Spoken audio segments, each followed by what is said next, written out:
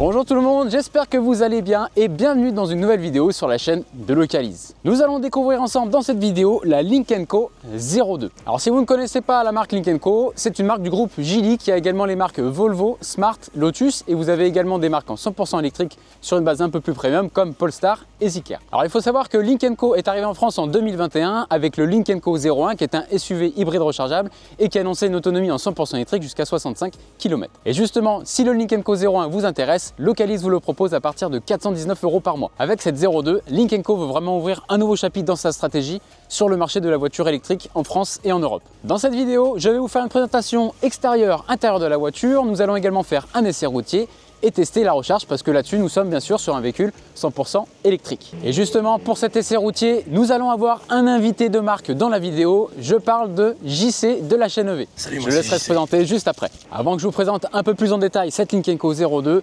pensez à vous abonner à la chaîne de Localize si ce n'est pas encore fait. Et si la vidéo vous plaît, écoutez, faites-le moi savoir en mettant un petit pouce et un commentaire. Comme j'ai dit juste avant, Lynk & Co est une marque du groupe Geely, groupe qui détient Volvo, Smart et Lotus. Du coup, cette 02 reprend exactement la même plateforme électrique que la Volvo EX30, la Smart #1 et la Smart #3. Donc c'est une plateforme électrique qui est quand même déjà assez connue. La 02 se fait en deux versions. Vous avez la version entrée de gamme Core qui est à partir de 35 995 € et vous avez la version haut de gamme More à partir de 39 995 €. Donc ce qui est quand même beaucoup moins cher qu'un Volvo EX30. Cette voiture n'est pas fabriquée en Europe, donc malheureusement elle n'est pas éligible au bonus écologique. Les deux versions sont équipées de la même batterie, c'est-à-dire une batterie de 66 kWh offrant une autonomie allant de 435 km à 445 km. La plus grosse autonomie sera atteinte avec la version More qui est la version la plus haut de gamme. Malgré les jantes en 20 pouces, elle sera équipée d'une pompe à chaleur de série et également des volets à l'avant qui permettent de refroidir la batterie, ce qui offrira 10 km supplémentaires par rapport à la version Core. Alors qu'est-ce qui différencie ces deux versions? Eh bien écoutez, sur la version More, vous aurez une pompe à chaleur de série, des volets à l'avant qui viendront refroidir la batterie, une caméra 360, un système son Harman Kardon, un chargeur embarqué 22 kW, des jantes 20 pouces et un volant chauffant. Et vous aurez également une ambiance lumineuse un petit peu différente de la version Core. Alors au-delà de ces équipements, les deux versions ont exactement les mêmes caractéristiques électriques. Vous aurez un chargeur embarqué de 11 kW pour la version Core, de 22 kW pour la version More. Et concernant la recharge rapide, la voiture accepte jusqu'à 150 kW. Lynk & Co annonce un 10%, 80% en 30 minutes. Cette voiture dispose de 272 chevaux en propulsion. Donc je peux vous dire que c'est quand même un véhicule qui envoie. Et si vous posez la question de comment je vais entretenir ma Lynk & Co, c'est simple, vous allez simplement dans les concessions Volvo. Allez, passons maintenant à la présentation extérieure. On va commencer avec les dimensions. Donc là, on est sur un véhicule qui fait 4,46 m donc de longueur, 1,57 m de hausse qui lui confère le statut de crossover coupé. Alors concernant le design, toute la voiture a été conçue donc en Suède, à Gothenburg. On sait que les Suédois sont quand même assez doués en termes de design. Donc justement, qu'est-ce que vous en pensez? Dites-le moi dans les commentaires. Donc là, vous avez ici la version More, donc avec les jantes en 20 pouces. On va retrouver ici à l'avant donc des feux qui ressemblent énormément à ceux de la marque Zeekr. On va retrouver à l'avant un frunk de 15 litres, je vais vous montrer. Donc là, hop, donc le frunk, pour ceux qui ne savent pas, c'est un front trunk, donc coffre avant. Donc là, vous avez 15 litres. De quoi simplement mettre vos câbles de recharge et éventuellement ranger d'autres affaires. Et ce qui est marrant avec cette voiture, c'est qu'il y a plein de petits détails super sympas. Donc là, quand vous ouvrez le capot, non, regardez, là vous avez une petite phrase qui dit non, il n'y a pas de moteur ici. Et vous avez également une autre petite phrase donc sur la trappe de recharge, je vous montrerai juste après. Et donc là, comme je vous disais, sur la version More, vous avez ici donc des volets qui viennent s'ouvrir automatiquement pour venir aérer la batterie. Donc après, en termes d'esthétique, vous avez plein de petits rappels. Vous avez marqué ici et donc Lynk & Co. Vous avez les rétroviseurs qui sont exactement les mêmes que sur le EX30. Donc ce qui est intéressant, c'est que vous n'avez pas de contour. Donc c'est vraiment la vitre, c'est assez épuré. On va retrouver ici donc forcément les clignotants, les caméras pour la vision 360. Et un petit détail qui est intéressant, c'est qu'ici, vous n'avez pas les joints apparents. Vous avez vraiment la carrosserie, la vitre, et les joints sont à l'intérieur de la vitre. Donc ça donne un côté élégant à cette voiture. Vous avez les poignées ici qui ne sont pas en relief, qui sont intégrées à la carrosserie. Alors on ne peut pas appeler ça des poignées affleurantes, mais en tout cas, je pense que ça a été travaillé pour l'aérodynamisme. Donc là, concernant la face arrière déjà, donc vous avez un petit becquet ici avec donc toute la signature lumineuse. Donc qui est vraiment super sympa. Ça fait penser un petit peu au baquet de la MG4 et du CHR. Et vous avez également plein de petites LED qui sont intégrées. Donc ça me fait penser un petit peu à la Ioniq 6 et à la Ioniq 5. On va venir retrouver ici l'inscription Lynk & Co. Et vous êtes ici sur le modèle 02. On va retrouver ici un coffre électrique de 410 litres. Donc en termes de volume, on est sur la moyenne de la catégorie. Et vous allez retrouver ici donc un sous-coffre qui permet d'avoir un plus gros volume de rangement. Et comme je vous disais tout à l'heure, il y a des phrases un petit peu sympas. Donc là, vous avez la trappe de recharge qui est à l'arrière gauche. Quand vous l'ouvrez, vous avez un petit message ici qui dit I've got the power. Et là, on va venir retrouver ici donc la prise type 2, donc avec une puissance de 11 kW pour la version Core, 22 kW pour la version More. Et là, vous avez ici donc le combo CCS qui permet de recharger sur borne de recharge rapide jusqu'à 150 kW. Allez, passons tout de suite à la présentation intérieure. Alors, comment ça se passe à l'intérieur de cette Lynk & Co 02? Et écoutez, vous ouvrez la porte. Donc c'est quand même assez sobre. Donc là vous avez ici donc tous des matériaux 100% recyclés. Vous avez le petit rappel du message ici, Drive Safe. Donc ça fait partie, comme je vous disais, des petits messages qui sont assez sympas. Et vous avez un intérieur qui est quand même assez simple. Donc là vous avez les sièges en cuir vegan, gris. Donc moi je trouve que c'est quand même plutôt bien fini. Il n'y a pas beaucoup de boutons. Le volant il est magnifique. Et cette version-là dispose du toit panoramique. Alors déjà quand on s'assoit à bord donc, de cette Lynk & Co 02, c'est qu'on a un volant qui est pas rond, qui est pas carré, qui est assez bizarre, mais en tout cas il se prend plutôt bien en main. Vous avez ici donc tout ce qui va gérer donc les aides à la conduite, et là vous avez sur la partie droite ici donc tous les boutons qui vont permettre de gérer l'infodivertissement. On va retrouver un petit écran juste derrière le volant qui est quand même bien positionné. Là vous avez un grand écran central et il faut savoir que cette voiture elle intègre énormément de technologie. Donc déjà elle a la 5G. Ça peut également faire routeur Wi-Fi, c'est-à-dire que vous pouvez partager la Wi-Fi donc, avec tous les passagers de la voiture. La voiture a également une petite caméra ici, donc à selfie, mais qui permet aussi de déverrouiller la voiture avec le Face ID. Et ça, à ma connaissance, je connais pas beaucoup de voitures qui permettent de faire ça. On va venir retrouver ici donc 2 chargeurs à induction donc à la verticale. Vous avez une prise USB-C. Concernant les rangements, vous avez ici 2 ranges gobelets. Et là, vous avez un gros rangement central avec une espèce de partie ici en plastique. C'est assez sympa. Et là, du coup, vous avez quand même pas mal de rangements pour mettre vos affaires. Là, au niveau du système d'infodivertissement, donc c'est sous Snapdragon, donc ça fonctionne bien. Je ne vais pas rentrer trop dans le détail parce que là, on est sur une version de pré-série, donc il n'y a pas toutes les mises à jour. Et justement, en parlant des mises à jour, tout se fait via OTA, donc c'est-à-dire tout se fait à distance. Et grâce à la connectivité 5G. Je vais vous montrer la caméra 360 qui est quand même super bien faite. Donc là, vous enclenchez la marche arrière. Vous avez la caméra qui est quand même plutôt bien définie. Et vous appuyez ici sur le petit bouton. Et là, vous avez votre véhicule qui est schématisé donc, dans son environnement. Et c'est quand même super bien fait. Ça scanne vraiment tout l'entourage et la définition est quand même plutôt sympathique. Et ensuite, vous avez les petites caméras donc, qui scannent. Donc vous pouvez vraiment afficher la voiture dans son environnement donc, pour vous stationner. Et là, comme je vous disais tout à l'heure, vous avez donc une caméra selfie qui fait aussi de faire le Face ID. Comme vous pouvez voir à côté de moi, il y a JC que je vous présenterai juste après. Et donc là, ça permet de faire des selfies donc tous ensemble, enregistrer des vidéos et aussi de démarrer la voiture grâce au Face ID. Donc là, vous pouvez télécharger donc différentes applications et après vous pouvez aller ici dans Settings. Et là, c'est quand même donc c'est très simple, mais c'est super bien fait. Donc la partie charge ici, vous avez donc le pourcentage de batterie, l'autonomie restante. Vous pouvez régler la puissance que vous souhaitez que la batterie accepte et votre niveau de recharge. Et là, j'en ai pas parlé tout à l'heure, mais cette voiture est équipée du V2L, c'est-à-dire que grâce à un adaptateur que vous mettez sur la prise type 2, vous pouvez recharger tout ce qui est appareil électronique. Et là, vous pouvez définir la limite de décharge de votre voiture. Et ensuite, vous pouvez donc paramétrer des horaires de recharge si vous avez un contrat heure pleine heure creuse. Et vous avez ici donc toutes les statistiques. Ensuite, vous avez le menu ici Drive. Donc là, ce qui est intéressant, c'est que vous avez ici donc le One Pedal. Vous avez 2 modes de régénération. Vous avez le mode Medium et le mode Fort. Après, vous pouvez régler la dureté du volant, etc. Vous pouvez paramétrer ici donc tout ce qui va être ADAS. Donc ce sont toutes les aides à la conduite. Donc vous avez bien sûr le maintien dans la voie, le régulateur de vitesse, le régulateur adaptatif, etc. Il faut savoir également que cette voiture intègre la technologie car sharing. Alors car sharing, qu'est-ce que c'est? C'est en gros le fait de mettre à disposition sa voiture dans la rue à d'autres utilisateurs de l'application Lynk & Co. Donc en gros, vous téléchargez l'application, vous renseignez donc vos informations, vous mettez votre permis de conduire. La personne propriétaire de la voiture peut identifier quel prix, combien de temps la voiture est immobilisée donc pour pouvoir la louer. Et en gros, vous vous baladez dans la rue, vous avez besoin d'une voiture, vous regardez sur l'application, vous allez dans la voiture, vous la prenez et vous la ramenez. Et pour activer cette fonctionnalité, vous avez ici donc une petite languette que vous tirez et ça active le système. Vous disposez également d'un planificateur, donc vous pouvez vraiment paramétrer vos trajets. Alors là, je ne vais pas faire le test parce qu'on est sur la version donc, de pré-série, mais en tout cas, vous avez simplement à mettre votre itinéraire et ça vous indiquera les différents arrêts recharge, à quel pourcentage vous arrivez et à quel pourcentage vous devez partir et le temps d'arrêt. Là, vous avez une signature lumineuse à l'intérieur qui est vraiment incroyable. Donc là, on est en pleine journée, on ne s'en rend pas trop compte, mais en tout cas, vous avez tout ici une barre LED. Et ce qui est intéressant, c'est quand vous écoutez de la musique, et la lumière réagit en fonction de la musique. Et quand vous mettez des clignotants, alors je ne sais pas si vous allez voir en vidéo, mais en tout cas, il y a le petit clignotant qui est ici au niveau de la LED. Cette version-là est bien sûr équipée donc du toit panoramique qui permet d'avoir vraiment de la luminosité à l'intérieur de l'habitacle. Et maintenant, passons aux places arrière de cette voiture. Passons maintenant aux places arrière. Hop. Alors déjà, ce que je peux vous dire, c'est que les 2 sièges à l'avant sont réglés donc pour ma taille 1m80. Là, ce que je peux vous dire, c'est que j'ai de la place au niveau des genoux, j'ai de la place au niveau de la tête. On est bien installé, la sellerie est super belle et confortable. Et ce qui est bien, c'est quand on est à l'arrière de ce véhicule, c'est là où on peut vraiment profiter pleinement de ce magnifique toit panoramique. On peut voir que les sièges avant ont été également hyper bien travaillés. Vous avez ici des petits détails hyper sympathiques. On va retrouver du rangement ici, 2 petites connectiques, donc de l'USB classique et de l'USB-C.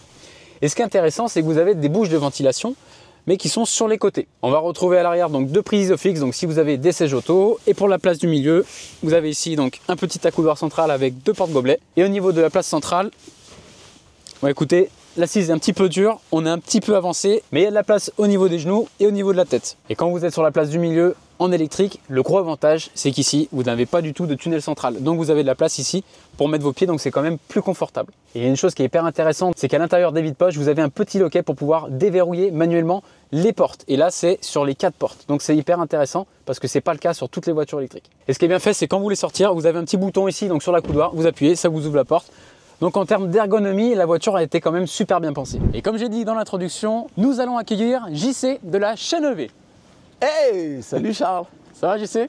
J'étais caché, hein. Ouais. Salut. Ça va? Ça va et toi? Bah ouais. Merci à toi de faire cet essai ensemble. Je te laisse te présenter un petit peu rapidement pour les auditeurs. Eh ben, JC de la chaîne EV, chaîne YouTube, donc sur YouTube, sur Internet. Exactement.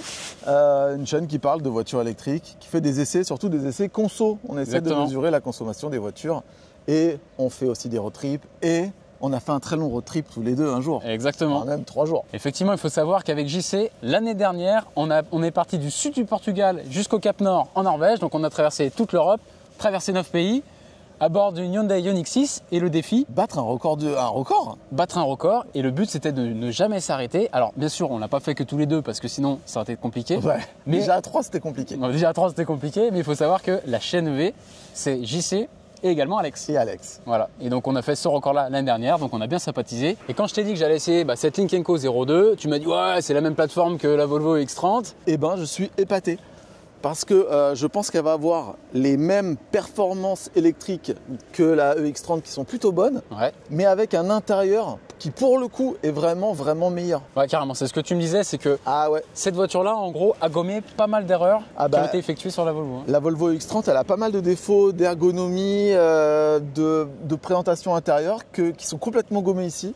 On a un écran devant le volant, on a des matériaux plus nobles. Sur la Volvo X30, il y a des touches haptiques, tactiles qu'il n'y a pas sur cette voiture. Donc en fait, ça prend le meilleur de l'EX30, ça enlève le mauvais et ça fait, pour moi en tout cas, une super voiture là. Également. Et quand je lui ai annoncé le tarif, j'ai failli faire un AVC. Ouais, t'as été également surpris parce qu'il y a pratiquement plus de 10 000 € d'écart avec un Volvo X30. Quoi. Bah, si je me souviens bien, celle qu'on avait testée était à 47 000 €. Alors c'était peut-être la version haut de gamme. Oui, mais elle est à combien la version haut de gamme? Eh ben elle a 39 995. C'est énorme comme différence. Ouais. Et technologiquement, c'est largement au-dessus de la Volvo. Ouais. Hein. Je suis pressé de prendre le volant. Et ben justement, donc ce que je vous propose, c'est que JC nous accompagne sur cet essai routier. Ouais. On va également aussi tester la recharge et on va voir un petit peu ce que consomme cette voiture. Le concept de ta chaîne, c'est de comparer un petit peu les consommations WLTP annoncées constructeurs par rapport un peu à la réalité. À la réalité, exactement. Ouais. Donc là, juste pour information, niveau météo, il fait beau.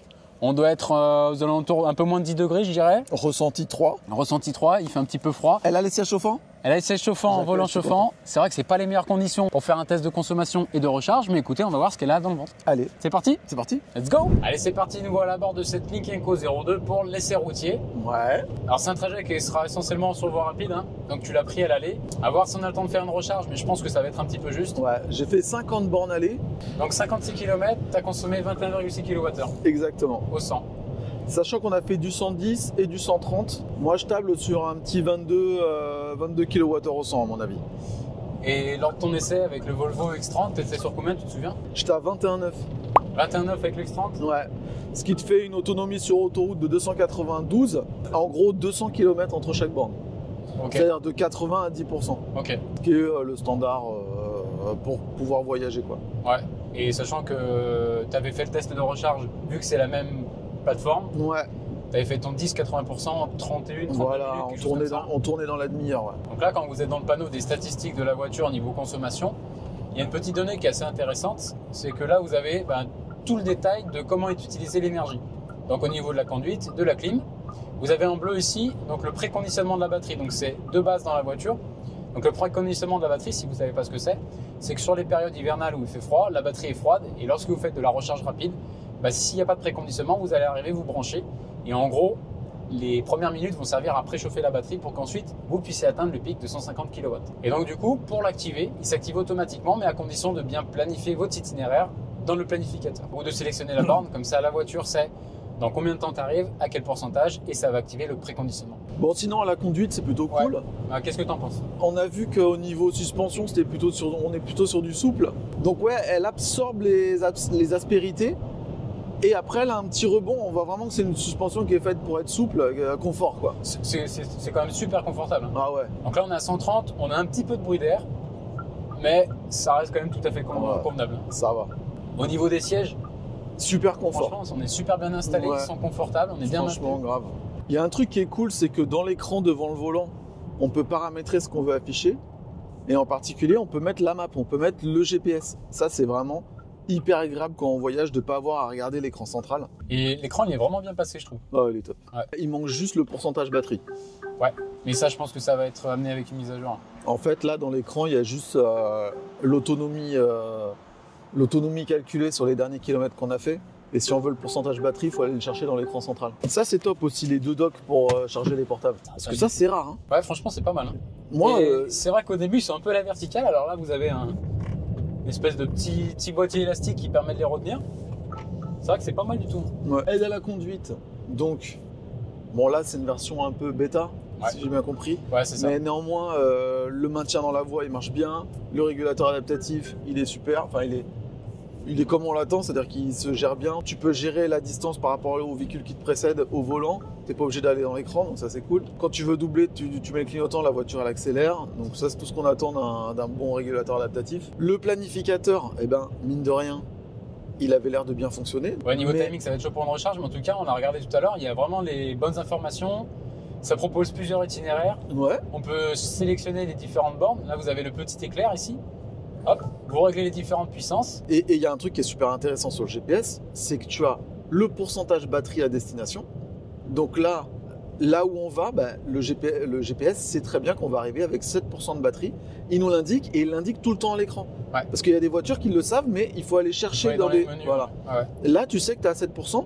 Et si tu vois le chiffre descendre à 6, à 5, à 4, tu vas te dire peut-être, ah, je m'inquiète, je ralentis. Exactement. Ouais. Là, tu l'as en permanence. Je trouve ça génial. Moi, je suis assez épaté parce que cette interface-là, elle est quand même super aboutie. Non, franchement, bon point pour le planificateur. Là, je pensais pas que c'était aussi abouti.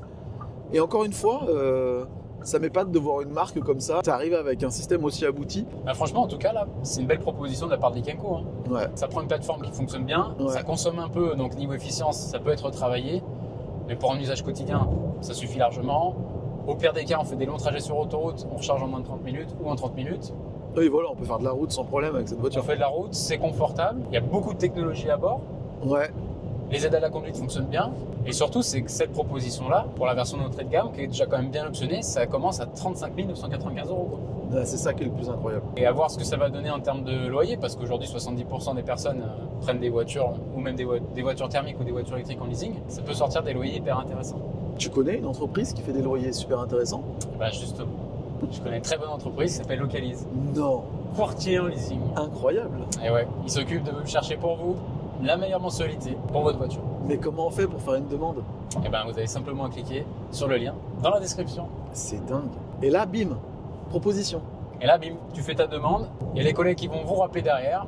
Vous échangez avec eux sur vos besoins. Et eux, ils s'occupent, grâce à nos partenaires, de vous trouver la meilleure mensualité. Et l'avantage, c'est que ça fait quand même 10 ans qu'on existe. Donc aujourd'hui, on a des partenaires qui nous suivent. Et on peut quand même, avec le volume qu'on fait, avoir des tarifs quand même hyper attractifs. Elle a la patate. Hein. Là, tu vois, Charles a accéléré pour doubler un petit camion qui roulait pas très vite. Petit coup d'accélérateur, bam! Ouais, et encore là, on est en mode confort. Hein. Ouais. Mais c'est vrai que les 272 chevaux, c'est quand même hyper agréable. Ah ouais. Et propulsion en plus. Et propulsion, ouais. Ce qui fait que t'as pas une perte d'adhérence, enfin une perte de... Bah, tu perds pas le train avant comme sur... Ouais, cette sensation du train avant qui flotte et qui est un peu bizarre. Non. Bah là, dans mon dernier essai, là, sur la Runner 5, justement, si vous n'avez pas vu la vidéo, j'ai fait 1000 km avec cette R5. Bah, il y a 150 chevaux et c'est vrai que même sur route sèche, en appui, on perd un peu le train avant, c'est un peu moins précis. Et sous la pluie, bah, je vous en parle pas. Mais... Tout à l'heure, là, quand tu l'as essayé, tu t'es mis à bord et il y a un truc qui t'a un petit peu frappé, bah, c'est la forme du volant. Ouais. Et tu me dis, ouais, c'est un peu bizarre. Mais au final, tu t'es quand même plutôt bien fait et je trouve qu'il est hyper esthétique ce volant. Avec deux petits rappels en jaune là brossés, c'est super sympa. Ouais, en fait, c'est un petit peu un mélange entre un volant normal et tu sais le yoke qu'on peut voir chez Tesla. Ouais, exact. Donc c'est un volant qui a un petit style différent tout en restant complètement utilisable. Tu peux tourner, tu peux faire ta manœuvre auto-école quoi. Ouais. Et ouais, il est stylé, il est joli, ouais. Ah, puis après, bon, il n'y a pas de palette au volant pour régler la régénération, donc ça se fait via l'écran. Ouais. Et après, vous avez juste 2 commodos et ça s'arrête là, quoi. Alors pour la régénération, le freinage régénératif, il est un petit peu plus faible que ce qu'on peut trouver par ailleurs. La conduite one pédale, c'est pour utiliser le moins possible le frein. Ouais. Tu as évidemment de pédales dans la voiture. Mais si la régène n'est pas assez forte, quand tu arrives au rond-point, quand tu arrives au feu rouge ou n'importe quoi, si tu es quand même obligé de freiner parce que ça ralentit pas assez fort, on perd un peu tout l'intérêt. Voilà, c'est pas du tout un point bloquant pour l'utilisation de cette voiture. Et après, ce qui est cool chez Lynk & Co et ce que je remarque souvent chez les marques chinoises, c'est qu'ils sont très à l'écoute de leurs consommateurs. Et là, ce qui est intéressant, c'est que via l'application, vous pouvez faire un retour. Et en fait, ils sont très à l'écoute de ces retours clients. Et après, par exemple, le one pedal qui n'est pas assez fort, ça peut être apporté via une mise à jour. Bon, sinon, moi, sur les 50 km que j'ai fait, j'ai dû faire 10 km en ville avant de prendre l'autoroute. Très bien. Le one pedal, donc sympa. Peut-être un petit peu vive sur le passage régène accélération, mais ça, tu passes en mode éco et tu l'as plus, à mon avis. Ouais. Mais en fait, exactement comme le X30, c'est-à-dire, pour le coup, c'est exactement une X30 sur la route. Les reproches qu'on pouvait faire à le X30, on peut les faire à cette voiture sur la route, mais c'est minime, ça reste une super voiture à conduire, attention. Ouais. Et encore une fois, par contre, à l'intérieur, au niveau de l'ergonomie et tout, on enlève tous les défauts de le X30, c'est-à-dire l'unique écran central vertical où tout est écrit un peu petit, pas d'écran devant le volant, des commandes de vitres un peu compliquées, etc. T'enlèves tout ça. Ouais. Tu reprends quelque chose de vraiment plus qualitatif, même en termes de matériaux, plus ergonomique et tout. Et pour un prix inférieur, la messe est dite. Et puis pour ceux qui voudraient acheter une Volvo en se disant c'est européen ou n'importe quoi, c'est sûrement fabriqué au même endroit, avec les mêmes composants. Et c'est réparable au même endroit. Donc il y a vraiment. C'est le même groupe, c'est la même famille. Même groupe, même famille, même plateforme. Voilà. Il y a de fortes chances que ça sorte de la même usine. Et sincèrement, cette voiture est beaucoup plus valorisante qu'une X30. Elle est hyper quali. Et ce qui était intéressant, c'est ce matin, là, quand j'ai tourné justement la présentation de la voiture. Ouais. C'est vrai qu'il y a tout le monde qui venait me voir, qui me demandait ce que c'était cette voiture. Alors quand je leur disais Lynk & Co, bon, ça leur parlait pas. Mais tout de suite après, quand je dis groupe Geely, ah ouais, d'accord, donc c'est eux qui ont Volvo, Smart, etc. Ouais, parce que c'est ça. On a l'impression qu'acheter Lynk & Co, tu vas partir dans un truc un peu exotique et tout, mais que nenni, j'ai envie de dire. Bah non, derrière c'est Volvo. On l'a fait entretenir chez Volvo. La plateforme, on la connaît bien. Elle est déjà un peu éprouvée depuis quelques années, depuis la sortie de la Hashtag One et du Volvo. C'est une grosse surprise. Je suis comme toi. Ouais. Je suis surpris, dans le bon sens. Malheureusement, on ne fera pas la recharge complète. Mais on va faire une petite recharge d'appoint avant de rendre la voiture. Comme ça, on vous montre un petit peu comment fonctionnent les recharges sur les voitures électriques. Et puis après, on se retrouve pour la conclusion. Allez. Alors juste avant qu'on arrive à la recharge, qu'est-ce que ça donne niveau conso? Donc là, on a fait 108 km. On est à 20,8 kWh au 100. Ouais, c'est pas mal, hein. Finalement, on est redescendu un peu. On est redescendu un petit peu. C'est vrai qu'il y avait un petit peu de bouchon. On a fait un peu de portion à 90. Donc là, on va se faire juste une petite recharge d'appoint. On va arriver à 3%. Donc je vais juste vous filmer comment on lance la recharge. Je vais recharger une dizaine de minutes. Et puis après, on se retrouve pour la conclusion. Donc là, on va tester la recharge. Donc on va faire une petite recharge de 10 minutes, mais je vais juste vous montrer comment ça fonctionne. Donc là, on s'est arrêté chez Electra, qui est un réseau de recharge rapide. Donc il faut savoir que Localize et Electra ont un partenariat. Donc là, vous avez le prix du kilowattheure qui est à 49 centimes. Je vous mettrai le lien dans la description. Et grâce à ce lien, vous avez 20 € offerts lors de votre première recharge. Et après, vous avez un prix du kilowattheure qui est à 41 centimes. Donc si ça vous intéresse, je vous mets le lien dans la description. Donc pour lancer la recharge, écoutez, c'est plutôt simple. Donc là, moi, j'ai un badge. J'appuie sur badge. Je scanne mon badge, je le sélectionne, donc le combo CCS, donc c'est le numéro 7. Hop, et là on va brancher. Je vais enlever les petits capuchons et là je viens brancher la voiture. Et voilà. Et là donc vous avez différentes informations. Donc là ça va lancer la recharge.